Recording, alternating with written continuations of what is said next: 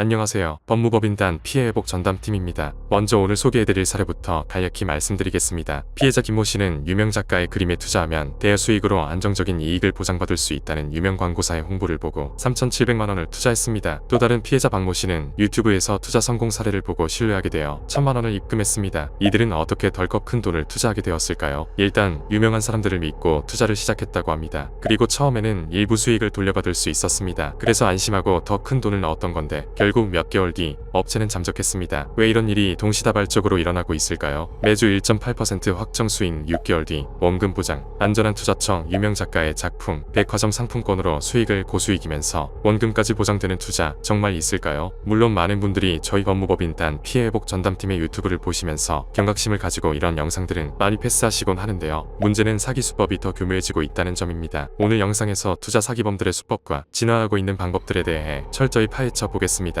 사기범들은 어떻게 쉽게 투자자들을 속일 수 있을까요? 첫째, 유명인의 영향력. 100만 조회수 투자 성공 사례 믿을 수 있을까? B씨는 유튜브에서 투자 성공 사례를 보고 1,000만 원을 입금했습니다. 그러나 3일 후 업체는 잠적했습니다. 유명인의 영상이나 SNS 광고는 사기범들이 자주 이용하는 수법인데요. 실제 유명인이 광고에 출연하면 사람들은 신뢰도를 높게 평가하기 때문이죠. 하지만 이들이 정말 투자에 성공했을까요? 사실 영상 속 투자자는 연기자일 수도 있다는 사실을 꼭 명심하셔야 합니다. 실제 경험담처럼 보이는 영상도 얼마든 조작될 수 있습니다. 둘째, 광고의 신뢰성. 고수익 보장, 원금 100% 안전. 사기범들은 언론 매체의 광고를 싣고 전문 홍보 대행사를 활용합니다. 피해자들이 공식적인 광고라면 그래도 믿을 수 있다고 생각을 하기 때문이죠. 그러나 사기 업체들은 뉴스 기사처럼 보이는 홍보 대행사를 통해 투자자들을 유혹할 뿐입니다. 여기에 더 신뢰를 주기 위해서 일부 사기 업체들은 실제 배우를 섭외해 광고 영상을 제작합니다. 연기자는 단순 재현 영상인 줄 알고 촬영했지만 실제로는 사기 광고로 이용된 사례였죠. 이를 믿은 피해자들은 안타깝게도 모든 돈을 잃게 되었습니다. 셋째, 심리적 요인. 사람들은 리스크 없이 고수익을 올릴 수 있는 투자를 찾습니다. 특히 부업으로 가능한 고수익이라는 문구는 큰 유혹이 됩니다. 상품권을 싸게 사서 비싸게 되팔면 매월 3,000에서 5,000만 원 가능. 이런 문구를 보면 현혹되게 되는 거죠. 바로 쉽게 돈을 벌고 싶은 욕망 때문인데요. 사기꾼들은 이런 심리를 끊임없이 파고들기에 주의가 필요합니다. 현실적으로 리스크 없는 투자란 존재하지 않으니 꼭 명심해 주시기 바랍니다. 넷째,